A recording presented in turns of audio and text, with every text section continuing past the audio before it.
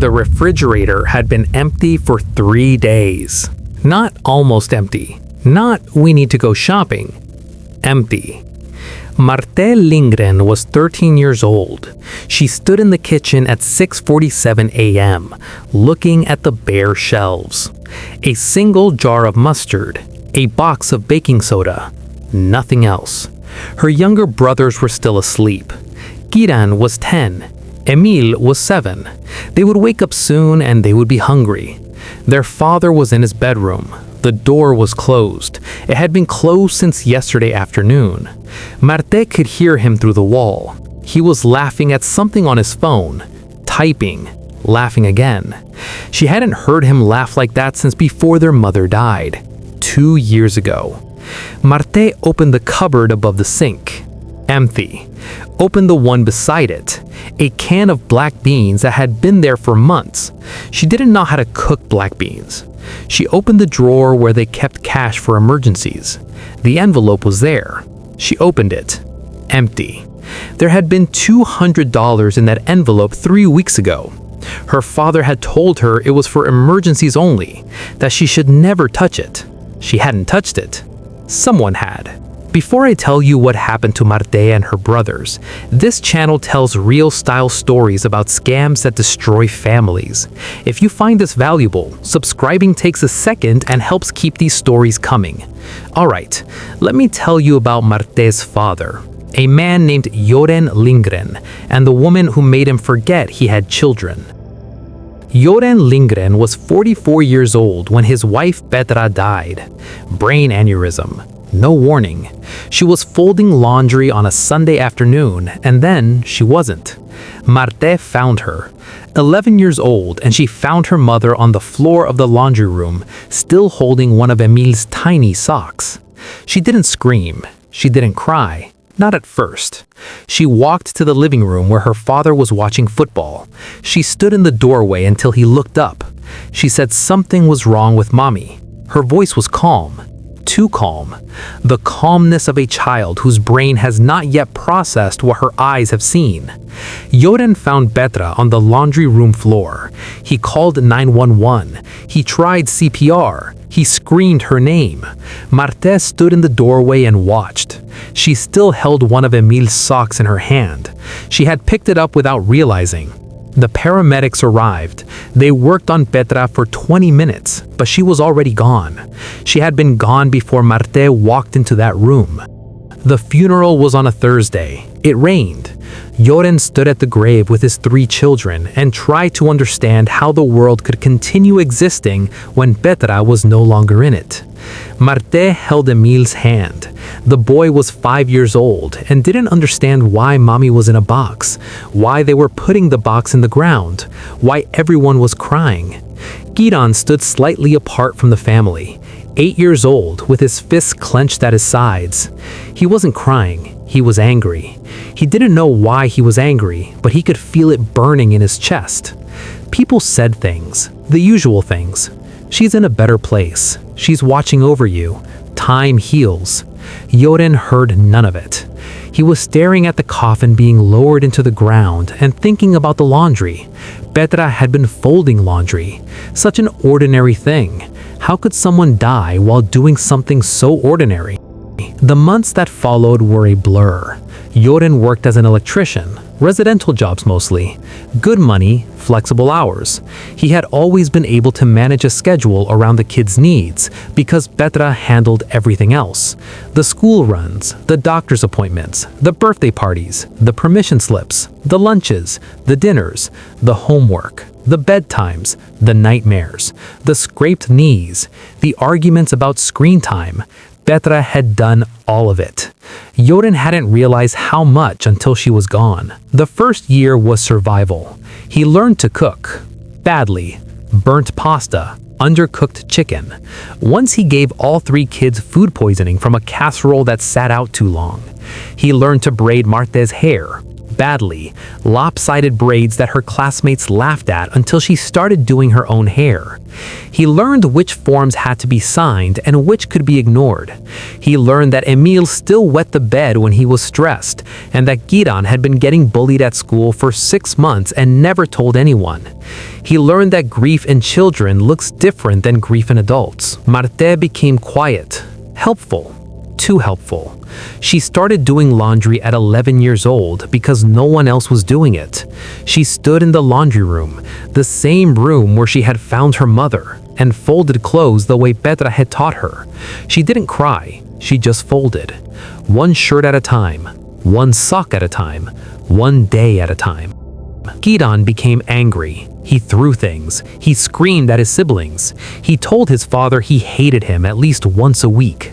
One day, he pushed the boy at school who had made a joke about dead mothers. Pushed them so hard, the boy fell and cut his head on the corner of a desk. Joren had to leave work to pick him up, had to sit in the principal's office and explain that his son was grieving, that this wasn't normal behavior, that it wouldn't happen again. On the drive home, Giran sat in silence. Joren asked why he did it. Giran said the boy had said his mom was probably in hell. Joren pulled the car over to the side of the road. He sat there for a long time, hands on the wheel, trying to find words. He said Giran couldn't solve problems with violence. Giran asked how else was he supposed to solve them. Joren didn't have an answer. Emil stopped talking almost entirely. He communicated in nods and head shakes. He would only sleep if Marte was in the room. He carried a small stuffed elephant that Petra had given him everywhere, clutched against his chest like a lifeline. He also had a ceramic owl piggy bank that Petra had bought him for his 4th birthday. He kept it on his dresser and added coins whenever he found them. He said he was saving for something special. He never said what. One night, Joren found Emil sitting in the laundry room at 2 a.m., just sitting there, in the dark, on the cold tile floor. Joren asked what he was doing. Emil said he was waiting for mommy to come back. He said sometimes people come back if you wait long enough. Joren picked up his son and carried him to bed. He lay beside him until Emil fell asleep. Then he went to the bathroom and cried as quietly as he could. Joren held them together. Barely. The house was a mess. The bills were sometimes late. The kids ate too much frozen pizza, but he held them together. For 18 months, he held them together. And then he broke. It happened on a night in October. All 3 kids were in bed. The house was quiet. Joren sat at the kitchen table with a beer and looked at the empty chair across from him, Petra's chair. He hadn't moved it, hadn't even thought about moving it. Every meal, there it was, empty. He was so tired of making decisions alone, tired of pretending he knew what he was doing, tired of sleeping alone in a bed that still smelled of his shampoo, even though he knew that was impossible after 18 months. He finished his beer, opened another. He picked up his phone, and for reasons he couldn't fully explain, he downloaded a dating app. He told himself he wasn't ready to date. He told himself he was just looking, just curious, just seeing what was out there. He created a profile, used an old photo where he looked less tired, wrote a few sentences about himself. Electrician, widower, father of 3. He swiped through profiles for almost an hour. Women his age, some younger, some older. All of them seemed wrong, too polished, too perfect, too alive in a way he couldn't match. He was about to close the app when a message appeared, a new match. Her name was Soline. Her profile picture showed a woman in her late 30s with dark hair and kind eyes. She was sitting at a cafe somewhere European, Paris maybe.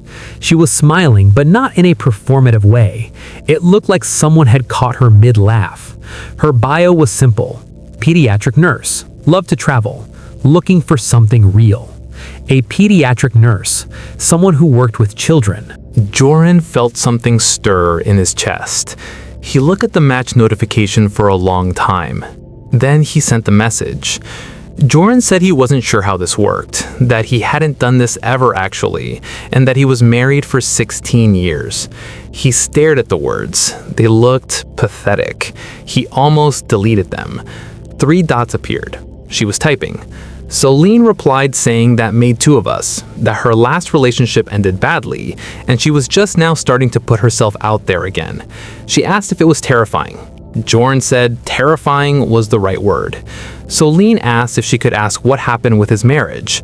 Jorn told her she passed away, almost 2 years ago. Soline said, "Oh Jorn, that she was so sorry, that it must be incredibly hard." Jorn said it was, that he had 3 kids, that they were all still figuring it out. Soline said 3 kids, wow, that he must be an amazing father. Jorn stared at those words, an amazing father.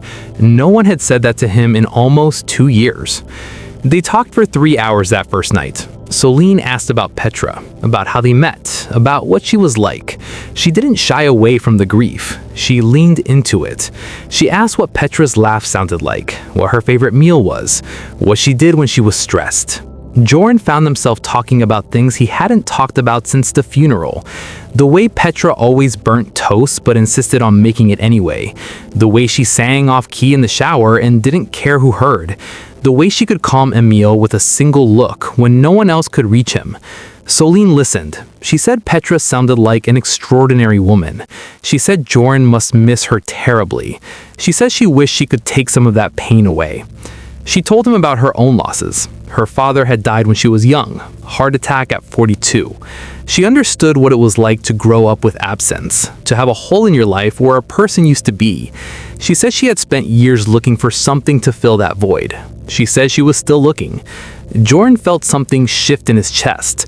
For the first time in almost 2 years, he felt seen. The messages continued every day. Morning greetings before he even got out of bed. Afternoon check-ins while he was at work. Long conversations late at night after the kids were asleep. Soline worked at a children's hospital in Lyon, France. She sent photos of her apartment, her view of the city at sunset, her co-workers at a birthday celebration in the break room. She sent voice messages. Her accent was soft, a mix of French and something else, Belgian maybe. Her voice was warm and intimate, like she was speaking only to him. She says she thought about him during her shifts, that she looked forward to his messages, that he made her feel less alone in the world. 2 weeks in, Jorn realized he was smiling at his phone in a way he hadn't smiled at anything since Petra died.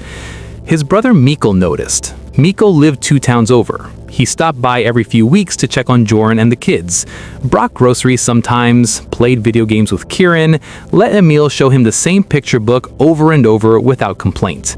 On one of these visits, Mikko found Jorn in the kitchen grinning at his phone like a teenager. Mikko asked who he was texting. Jorn's face did something strange, closed off, then opened with too much brightness. He said just a friend. Mikko said that didn't look like a just a friend smile. Jorn hesitated. Then he told him about Soline, about the app, about the conversations. Mikko listened without interrupting. When Jorn finished, Mikko asked if he had ever video called her. Jorn said not yet. She was shy, self-conscious about her English. Mikko asked where she lived. Jorn said France, Lyon. Mikko was quiet for a moment. Then he said to be careful. He said he had read about these things, scammers who targeted lonely people, widows and widowers especially, people who were vulnerable and desperate for connection. Jorn felt a flash of anger. He said Soline wasn't like that. He said she was real. Mikko said he hoped so. He said just don't send her any money. That's always the tell. The moment they ask for money, you know. Jorn said of course not. He wasn't stupid. But a seed had been planted. That night, Jorn looked at Soline's photos more carefully. He reverse searched one of them. No matches. He searched her name with the hospital she claimed to work at. No results. But that didn't mean anything. Not all employees were listed online. He searched for the cafe in her profile picture. It existed, in Lyon, exactly where she said she lived. Everything checked out. He felt foolish for doubting. He never mentioned Mikko's concerns to Soline. The first request came 4 weeks after they started talking. Soline explained that she was having trouble with her bank, some kind of international issue with her account. Her salary was delayed and she needed to pay rent. She was embarrassed to ask. She said she had never asked anyone for money before. She said she would understand if he said no. She needed $500. Soline said she felt terrible even bringing this up and asked him to please forget she said anything. Jorn asked how he could send it to her. Soline said no, that she couldn't ask him to do that. Jorn said she wasn't asking, that he was offering, and told her to let him help. Soline asked if he was sure. Jorn said just tell him how. He transferred the money that night. He thought about what Miko had said. Don't send money, that's always the tell. But this was different. Soline hadn't asked. She had been embarrassed. She had told him to forget it. He was the one who insisted. That wasn't the same thing, was it? She sent him a video message in response, her face tearful, her voice breaking with emotion. She said he was the most generous person she had ever met. She said she didn't deserve him. She said she was falling in love with him. Jorn played the video 3 times before falling asleep. He didn't tell Miko about the money. His daughter Marte noticed a change in his father before anyone else. He was home, but he wasn't present. He sat at the dinner table scrolling through his phone while the kids ate. He forgot to pack Emil's lunch twice in 1 week. He stopped checking Kieran's homework. But he was smiling more, and he was talking to someone. Late at night, through the thin walls of their small house, Marte could hear his voice in his bedroom, low, intimate, laughing.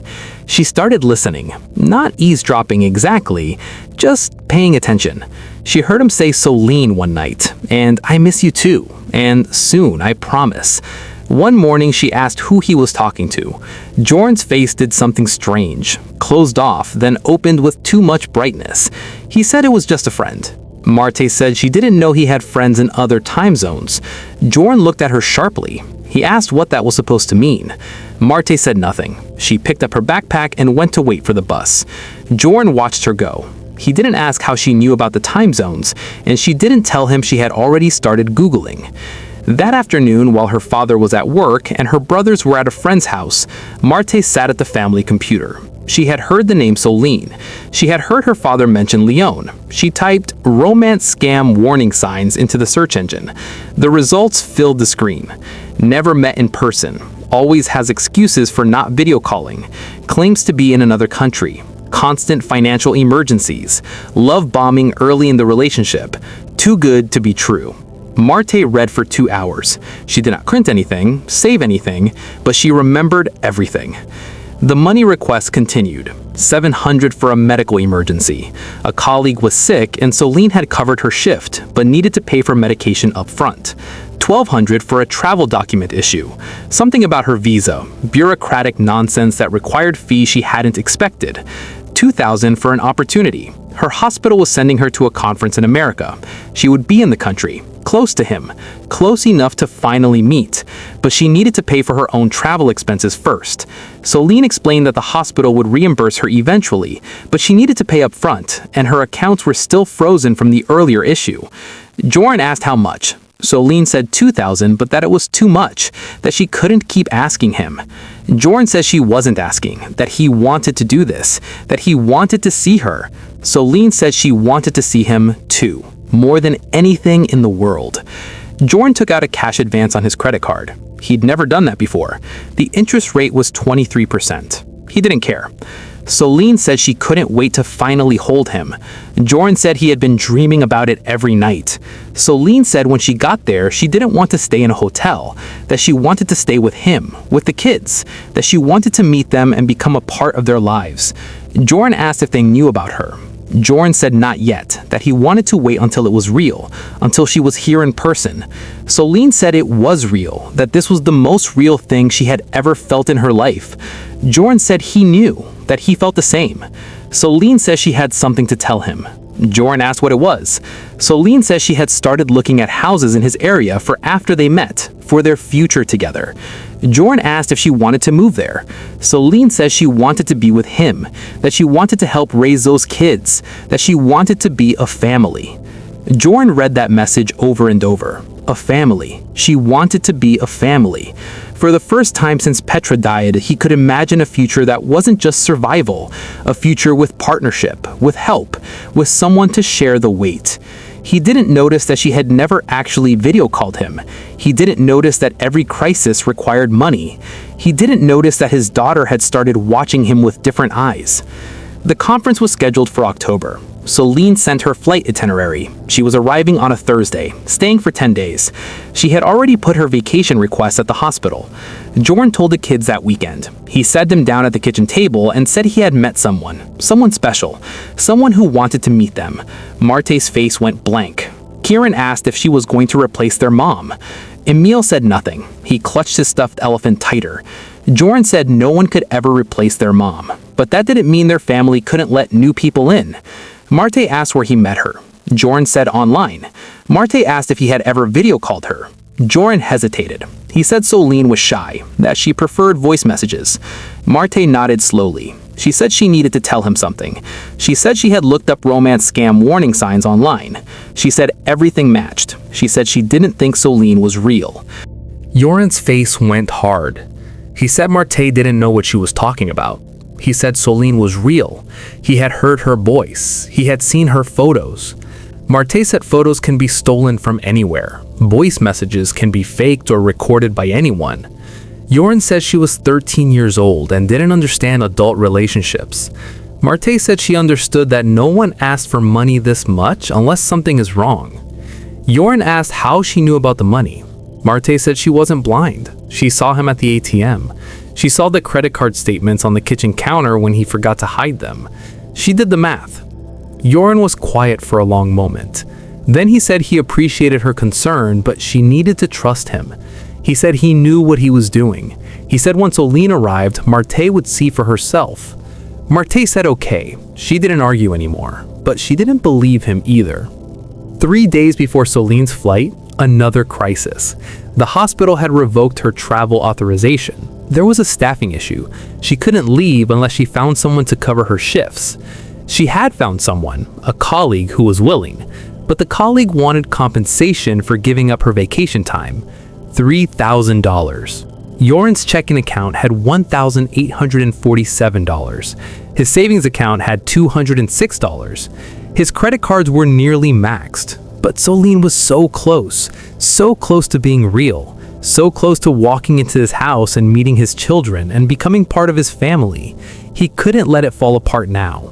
He went to his bedroom, opened the drawer in his nightstand, Petra's jewelry box, her wedding ring, her grandmother's earrings that had been passed down 3 generations, a necklace Joran had given her for their 10th anniversary. He stared at the box for a long time. His hands shook as he reached for it. He told himself Petra would understand. He told himself this was for the family. He told himself he would buy everything back once Celine was here and they were together and life was good again. He picked up the box and drove to a pawn shop. He got $2,100 for everything. It wasn't enough. He drove to a second pawn shop, then a third. He pawned his own wedding ring, the watch Petra had given him for his 40th birthday, a set of tools he needed for work. By the end of the day, he had $3,400. He transferred $3,000 to Celine. He kept $400 for groceries and gas until his next paycheck. He didn't tell anyone what he had done. The flight was scheduled to land at 4:15 p.m. on Thursday. Joran dropped the kids at school that morning and told them tonight was going to be special. He told them Celine was coming. Marte looked at him. She had already said what she needed to say. He hadn't listened. She said okay and got out of the car. She didn't say goodbye. Joran was at the airport by 3 p.m. He had flowers, a bouquet of roses and lilies, the same kind he used to bring Petra on their anniversary. He watched the arrivals board. The flight from Paris was on time, then delayed by 20 minutes, then landed. Passengers began streaming through the arrivals gate. Joran watched each one. Families reuniting with hugs and tears. Business travelers on phones already. Students with heavy backpacks and confused expressions. He waited. 4:45. 5 o'clock, 5:15. The stream of passengers thinned to a trickle. 5:30, 5:45. He was alone in the arrivals area now. A janitor pushed a mop past him without making eye contact. He checked his phone. No messages from Celine. He sat one asking if she was still on the plane, if something had happened. No response. He called her number. It went straight to voicemail, a generic automated message. He called again. Voicemail. He called again. He was still at the airport at 9 p.m. The flowers lay wilted on the seat beside him. He had called Celine 23 times. No answer, no response to his messages. He opened her social media profile, the one she had shown him months ago. Account not found. He searched her name on the hospital website she said she worked at. No record of anyone named Celine. He sat very still in the plastic airport chair. Around him, the airport continued to function. Announcements for final boarding calls, footsteps echoing on tile, the hum of ventilation. He sat there for almost an hour without moving. Then he picked up the flowers, walked to a trash can, and threw them away. He drove home in silence. The kids were with Miguel. He had arranged it that morning. He told his brother he was picking up someone special from the airport and might be late. He called Miguel. Miguel asked if she had arrived. Joran said no. He said she was never going to arrive. He said Miguel had been right. The line was quiet for a long moment. Then Miguel said he was sorry. Joran said yeah, he was sorry too. He picked up the kids without explaining why Celine wasn't with him. Marthe looked at his face and knew. She didn't say I told you so. She just looked at him with eyes that held something worse than anger. Disappointment. Kiran started to ask where the lady was, but Marthe grabbed his arm and shook her head. Emil was already asleep in the back seat, the stuffed elephant tucked under his chin. Joran carried his youngest son to bed, tucked him in, stood in the doorway watching him breathe. Then he went to his bedroom, closed the door, and didn't come out until the next afternoon. That night, while Joran was locked in his room, Marthe went to the living room. The family laptop was on the coffee table. Her father had been using it before he left for the airport. He hadn't closed the browser. She looked at the screen. The search history was still visible. Celine Moreau, Lyon. Celine Moreau, Children's Hospital. Reverse image search. And then she saw the results. The photos Celine had sent, the same photos, on a stock image website, on a modeling portfolio from Brazil, on 3 other dating profiles with 3 different names. Her father had searched. Her father had found the truth. And he still went to the airport. Marthe closed the laptop quietly. She went back to her room. She didn't sleep that night. This is where most stories like this would end. The scam revealed, the victim devastated. Lesson learned. But this isn't where Joran's story ends, because 3 weeks later, something happened that changed everything. He was at work, a residential job, rewiring an old house. His phone was in his pocket. It buzzed. A new message from Celine. Celine messaged, saying Joran that she was so sorry, that she knew he must hate her, and begged him to please let her explain. He stared at the message. His first instinct was to ignore it, to delete it, to throw the phone across the room. But his finger hovered over the message, and then he typed back. Joran asked what there was to explain, asking if it was that she stole from him, that she wasn't even real. Celine said she was real, that everything she felt was real. But something happened, something she couldn't control. Joran asked what could possibly explain what she did. Celine said she was in the hospital for 3 weeks, a car accident, that she almost died, that she was only now recovering enough to contact him. She said she knew he thought he was scamming him, that she knew how this looked, but she was begging him to please believe her. Joran stood in an unfinished house, electricity humming through exposed wires, staring at his phone. Every logical part of his brain screamed that this was a lie. He had seen the stock photos, he had seen the duplicate profiles, he had read the search results with his own eyes. He knew. But another part of him, the part that held her voice messages close at night, the part that dreamed about introducing her to his children, the part that pawned his dead wife's wedding ring because he believed so completely that love was finally returning to his life. That part whispered something else. What if there's an explanation? What if you're wrong? What if you give up now and she was real all along? He didn't respond for 2 days. He went home, he fed the kids, he went to work. He lay awake at night staring at the ceiling. He thought about the search results, the stock photos, the duplicate profiles. He knew, but knowing and accepting are different things. And accepting would mean admitting he had ignored every warning, ignored his brother, ignored his daughter, ignored his own research. Accepting would mean admitting he had pawned Petra's wedding ring for nothing. He wasn't ready for that. On the 3rd day, he responded. Joran said if she was telling the truth, she needed to prove it, Video call, right now. Celine said she wanted to, but her face from the accident, she had bandages, she didn't look like herself anymore. Joran said he didn't care what she looked like. Celine said she was ashamed, that she didn't want him to see her like this. Joran said then he couldn't believe her. Celine begged him to wait, to please give her a few more days to heal. Then she would show him everything. She would prove she was real. He stared at the message. A few more days. That's what she always said. He knew the pattern. He knew. But he waited anyway. A week later, Celine sent a photograph. A woman in a hospital bed. Bandages covering half her face. An IV in her arm. Medical equipment visible in the background. The visible half of her face matched the photos she had sent before. She looked fragile. Broken. Real. Celine said this was her. This is what happened. That she wasn't lying to him. That she never lied about how she felt. Joran stared at the photograph for a long time. He should reverse search it. He should ask for proof of the hospital. He should demand a video call right now, bandages or no bandages. But he didn't, because some part of him wanted to believe, needed to believe, and searching would destroy that possibility forever. Joran said he believed her. He transferred another $500 to help with her medical bills. He didn't tell anyone. The weeks that followed were a strange double life. He went through the motions of fatherhood, school drop-offs, grocery shopping when he remembered, homework supervision when he had time, bedtime stories for a meal when he wasn't too tired. But every spare moment, every private second, he was with Celine. She was recovering. The bandages came off slowly. She sent more photos, video clips with no sound, waving at the camera. Her voice messages returned, weak at first, then stronger. She was coming back to him, and the money kept flowing. $200 for medication she needed, $300 for physical therapy sessions, $700 for a follow-up surgery that insurance wouldn't cover. Joran's paychecks disappeared before they arrived.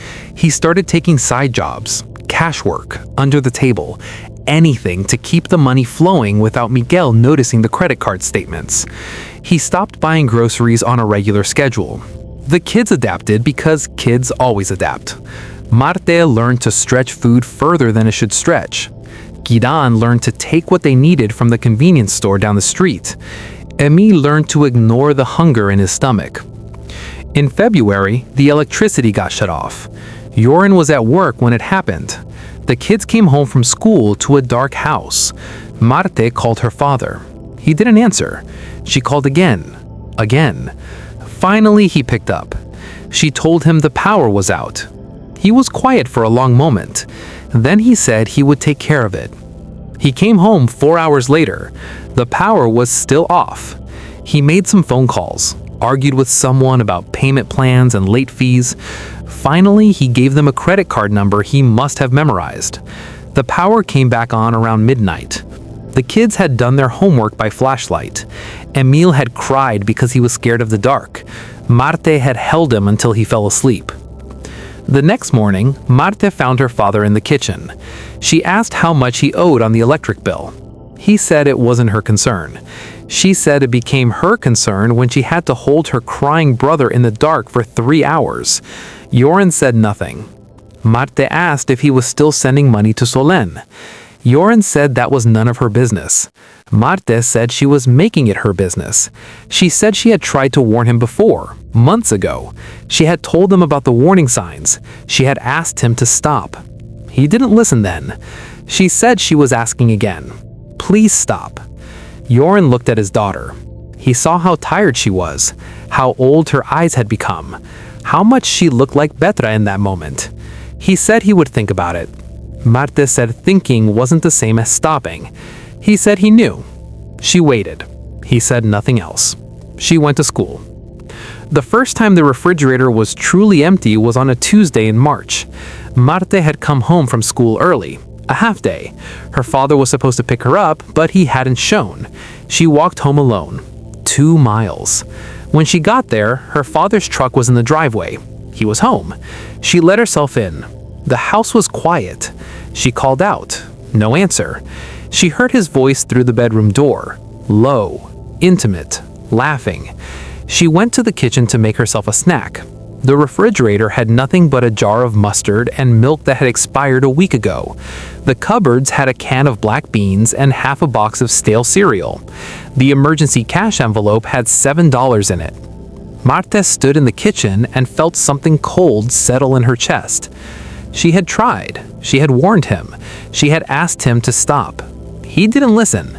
She was done asking. That night, Joran came out of his room around 7 p.m. He seemed surprised to see Marta home. He asked about her day. She said fine. He didn't notice she had walked 2 miles because he forgot to pick her up. He said he was going out for a bit. He'd be back soon. He looked in the kitchen. There was food in the... He trailed off. He said he'd pick something up on the way home. He left. He came back 4 hours later with a single pizza that was barely warm. The kids had already gone to bed hungry. Marta had given her brothers the stale cereal with water because there was no milk. She ate nothing herself. When the pizza arrived, Marta was still awake. She sat at the kitchen table, not eating, watching her father open the box. He offered her a slice. She asked where he had been. He said the bank, sorting out some things. She didn't ask if those things included sending money to Solène. She already knew the answer. She said she was going to bed. She left the pizza untouched. That night, after the house was quiet, Joran's phone buzzed. A message from Solène. She said she had wonderful news, that her travel clearance came through, that she could finally come to him. She just needed one more thing. She said she needed $5,000, the final payment, the last obstacle. Then she would be on a plane. She said she knew she had given so much already. She said she would spend her whole life making it up to him. She said this was the last time. She promised. Joran sat in the dark kitchen for a long time. He thought about the empty refrigerator. He thought about his sons eating stale cereal with water. He thought about his daughter walking 2 miles alone because he forgot her. He thought about Petran's wedding ring sitting in a pawn shop somewhere. He thought about Miguel's warning, Marta's warning, the search results he had found with his own eyes. He knew. He had known for months. And then he made his choice. He went to Marta's room. She was asleep, actually asleep this time, exhausted from holding everything together. He opened her closet quietly. In the back, in a shoebox, was Marta's savings. Money she had earned babysitting the neighbors' kids on weekends. Birthday money from Aunt Elena and Uncle Miguel. Coins she had collected over the past 2 years. $412. Joran stared at the money for a long time. His hand shook. He knew what he was doing was wrong. He knew it would break something between them that might never heal. He knew. But the voice in his head said this was the last time. Solène promised, and if he gave up now, after everything he had already given, then it would all have been for nothing. The wedding ring, the jewelry, the tools, the months of messages, all for nothing. He couldn't accept that. He took the money. He went to Giran's room. His son slept restlessly, sheets tangled around his legs. Under the mattress, where Giran thought no one knew, was his birthday money from Aunt Elena. $75. He took it. He went to Emil's room. His youngest son slept peacefully, the stuffed elephant tucked under his chin. On the dresser sat the ceramic owl piggy bank, the one Petra had given him. He picked it up carefully. He could feel the weight of the coins inside. Months of saving. Coins Emil had found on the sidewalk, in the couch cushions, in his father's jacket pockets. He almost put it back. Almost. He emptied it into his palm. $23. He scraped together everything else he could find. Old gift cards with small balances, loose coins from the couch cushions, a check from Miguel he had been saving for emergencies. He got to $4,200. He transferred it all. He told himself he would pay the kids back, once Solène arrived, once they were a family, once everything was better. He would pay them back. August 15th arrived. Joran told the kids to stay home. He'd be back in a few hours with a surprise. Marta asked what kind of surprise. Joran smiled, a real smile, the first real smile in months. He said someone special was coming to meet them. Marta's face went still. She said she thought he understood now. She said after everything, After the electricity getting shut off, after the empty refrigerator, after all the time she had asked him to stop, she said she thought he finally stopped. Joran said Solen was different this time. She had proven herself. She was really coming. He left for the airport. Marte waited until his truck disappeared down the street. Then she went to her room, to her closet, to her shoebox. Empty. Her hands started shaking. She checked Giran's hidden place under his mattress. Empty. She checked Emil's ceramic owl on his dresser. She picked it up. Empty. Marte sat on her bedroom floor and stared at the empty shoebox in her hands. She didn't cry. She had stopped crying months ago. She just sat there, holding the empty box, and felt something close inside her chest. Something that might never open again. Giran found her there an hour later. He asked what was wrong. He showed her the empty shoebox. He was quiet for a moment. Then he asked if Dad took it. She nodded. Giran went to his room, came back. He said his birthday money was gone too. His face went hard. Harder than a 10-year-old's face should ever be. He said he hated him. Marte said she didn't hate him. She said she just didn't trust him anymore. Giran asked what the difference was. Marte didn't have an answer. Joran waited at the airport until 9 p.m. No one came. He checked his phone. Solen's accounts were deleted. Her number was disconnected. The email bounced back. She was gone. Again. Forever this time. She had never existed, and now Joran had truly, completely, nothing. He sat in his truck in the airport parking garage for 2 hours. He didn't cry, he didn't scream. He just sat there, hands on the steering wheel, staring at nothing. He thought about driving into a concrete pillar. He thought about not going home at all. He thought about disappearing the way Solen had disappeared. But then he thought about Marte, about Giran, about Emil. They were waiting for him. They were always waiting for him, and he kept letting them down. He drove slowly home. The house was dark when he arrived. He walked inside. Marte was sitting at the kitchen table, alone. Giran and Emil were in bed. She had a piece of paper in front of her, a list. Joran sat down across from her. She slid the paper toward him. $500, first request. $700, medical emergency. $1,200, travel documents. $2,000, conference expenses. $3,000, colleague coverage. $2,100, mom's jewelry, pawn. $1,400, dad's ring and watch, pawn. $900, work tools, pawn.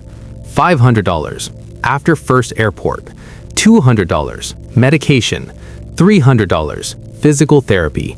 $700, surgery. $412, my savings. $75, Kieran's birthday money. $23, Emil's piggy bank. $340, emergency envelope. $14,650, credit card debt, estimated. $8,000, borrowed from Uncle Mikel. $42,200, final transfer. $41,200, total. She looked up at her father. She didn't say anything. She just looked at him, with eyes that were 13 years old and 1,000 years old at the same time. Joran stared at the paper. He asked how she knew all this. Marte said she had been paying attention. She said she saw the pawn shop receipts in the trash. She said she heard him on the phone with Uncle Mikel asking to borrow money. She said she checked the credit card statements when they came in the mail. She said she added it up. She had been keeping track for months. Joran looked at his daughter. He opened his mouth to explain, to apologize, to promise he would make it right. But nothing came out. Because what could he possibly say? What words could undo what he had done? Marte said she knew he knew. Joran asked what she meant. Marte said she saw his search history after the first airport. She said she saw him find the stock photos, the duplicate profiles. She said she saw him close the laptop and send more money anyway. She said she had tried to warn him before, months ago. She told him about the warning signs. She asked him to stop. He didn't listen. She said she tried again when the electricity got shut off. He didn't listen. She said she stopped trying after that because she realized something. He didn't want to stop. He wanted to believe. And she couldn't compete with something he wanted that badly. Joran felt something crack inside him. Not break. Crack. The kind of crack that might never fully heal. Because his 13-year-old daughter was right. He had known. He had seen the proof with his own eyes. And he had chosen to keep believing anyway. Not because he was stupid. Not because he was tricked. Because the lie was easier than the truth. The lie was easier than sitting with grief. The lie was easier than being a father alone. The lie was easier than the empty chair at the table. He started to cry. For the first time since Petra's funeral, he cried. Not quietly, not with dignity. Great, heaving sobs that shook his whole body. He cried for Petra, for the kids, for the money, for the time, for the man he used to be and the man he had become. He cried until there was nothing left. Marte watched him. She didn't move to comfort him. She didn't reach across the table. She just watched, the way she had been watching for 2 years. When he finally stopped, she stood up. She said she was going to bed. She said there was no food for breakfast. She had already checked. She said he needed to figure something out. She said she was done figuring things out for him. Then she walked to her room and closed the door. Quietly, without slamming. Somehow, the quietness was worse. Joran sat alone at the kitchen table until the sun came up. The house was silent. His children were asleep. He had failed them in every possible way. The next morning, he called Miguel. He told him everything. The scam, the money, the stolen jewelry, the empty cupboards, the kids' savings, all of it. Miguel was quiet for a long time. Then he said he was coming over. He said they would figure this out. He said Joran was the biggest idiot he had ever known. Joran said he knew. Miguel said he was also still his brother. Joran started crying again. Over the next few months, things slowly stabilized. Miguel helped with bills. He moved in temporarily to make sure the kids were fed. A cousin sent grocery gift cards. The church down the street started delivering meals twice a week without being asked. Someone had called them. Joran suspected Marte, but never asked. A social worker visited. Joran wasn't sure who had contacted them. Maybe a teacher who noticed how thin the kids were getting. Maybe a neighbor who heard too much through the walls. Maybe Marte herself. She asked a lot of questions, looked in the refrigerator, looked in the cupboards, talked to each of the kids alone. She recommended family therapy, strongly recommended. Joran started going. The kids did too. He got a second job, then a third. He was never home, but when he was home, he was present. He started asking about homework, about friends, about feelings. He started being a father again. But some things don't go back to normal. Marte never looked at him the same way. She was polite, she was hopeful. She did her homework and got good grades and never caused any trouble. But there was a wall now. She had seen what he was capable of. She had watched him choose a ghost over his own children. She had tried to warn him twice and he didn't listen. She had watched him steal from her while she slept. And that knowledge lived in her eyes every time she looked at him. One night, he tried to apologize again. He said he was sorry. He said he would spend his whole life making it up to her. Marte listened. Then she said, okay. Just okay. And she went back to her homework. Kieran got worse before he got better. He started fights at school, got suspended twice, started spending time with older kids who smoked behind the convenience store. The school counselor called Joran in for a meeting. She said Kieran had been saying some concerning things. She said he told her his father cared more about a fake woman on the internet than his own kids. She said his father stole his birthday money. She asked if there was anything Joran wanted to discuss. Joran sat in the counselor's office and listened to his son's words read back to him. He didn't argue. He didn't defend himself, because his son was right. After that, he started taking Karen fishing. Just the two of them, no phones allowed. They didn't talk much at first, but slowly, over months, Kieran's anger started to soften. Not disappear, just soften. He stopped fighting at school. He started talking to his father again. But he never forgot. He told Joran once he forgave him. But he also said he would never let himself be that stupid. He said he would never love someone more than his own kids. Joran said he hoped that was true. Kieran said he knew it was. Emil started talking more. Slowly, quietly, he started asking questions again. One night, tucked into bed, he asked if Daddy loved the phone lady more than them. Joran's heart stopped. He said no. Of course not. Never. Emil asked then why did he forget to feed them? Joran sat on the edge of the bed for a long time. Then he said, sometimes grown-ups get lost. He said sometimes they make bad choices because they're sad, or scared, or lonely. He said it wasn't okay. It was never okay. But it wasn't because he didn't love them. He said he loved them more than anything in the world. Emil considered this. Then he asked about his piggy bank, the owl Mommy gave him. He asked if the money was coming back. Joran felt his throat tighten. He said yes. He would put it all back. Every penny. He said he promised. Emil nodded. Then he asked for a story. Joran told him one. Something silly. Something with dragons and talking fish. By the end, Emil was asleep. Joran sat there for a long time, watching his son breathe, thinking about all the nights he had missed, all the stories he hadn't told, all the time he had wasted on someone who didn't exist. I wish I could tell you that Joran made everything right, that he rebuilt trust with his children, that they healed as a family, that the damage was undone. Some of it was, some of it wasn't. Some wounds don't heal completely. Some trust, once broken, stays cracked forever.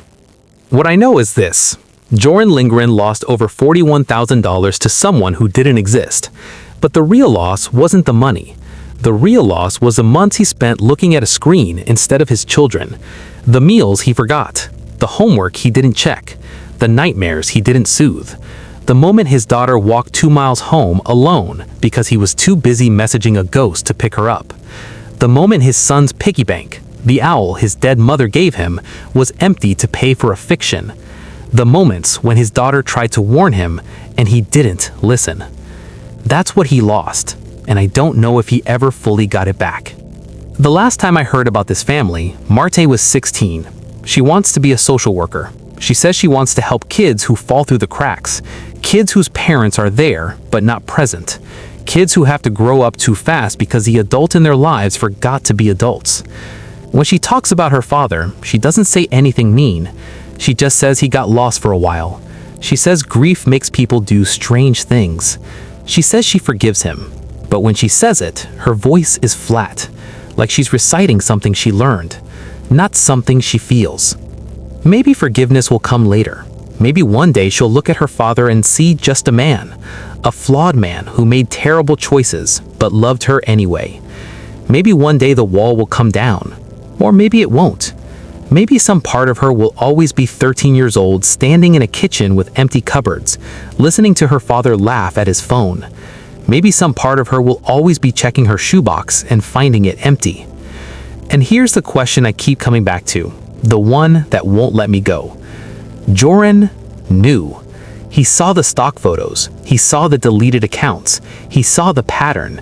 His brother warned him. His daughter warned him. His own research warned him. And he kept sending money anyway. Not because he was stupid, because the alternative. Accepting that Petra was gone and he was alone and life was going to be hard forever, that was too much to bear. So he chose to lie. And his children paid the price. I'm not telling you this to judge Joran. I'm telling you this because I think a lot of people would have done the same thing. Grief makes you desperate. Loneliness makes you blind. And when someone offers you a way out of the darkness, even if it's obviously fake, sometimes you take it because the darkness is worse. But here's what I want you to remember. The darkness isn't worse. The darkness is just the darkness. You can survive it. You can walk through it. And on the other side, there are people who love you. Real people, who you can touch, who you can hold. Don't trade them for a ghost. The scammer took $41,000, but what they really took was time. 2 years of Marte's childhood, 2 years of Giran's adolescence, 2 years of Emil's voice. You can't get that back. You can never get that back. So here's what I want to leave you with. If you're lonely, if you're grieving, if you're drowning and someone online seems like a life raft, look around you first. Look at the people who are already there, the ones you can touch, the ones who share your meals and your home and your blood. They might not be as exciting as a beautiful stranger with a European accent, but they're real, and they need you. Don't let them starve while you're chasing a ghost. Stories like this are more common than people realize. The specifics vary, but the loneliness is always the same. The desperation is always the same.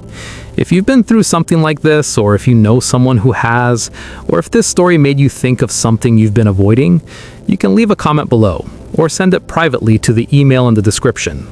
No judgment. I'm just here to tell the stories. And if you're a parent watching this, put down your phone for a second. Go check on your kids. Ask them about their day. Ask them if they're hungry. Ask them if they're okay. Because they might be holding the family together while you're not looking, and they're too young to tell you they need help. Thank you for watching. Stay safe out there. Hold the people you love while you still can.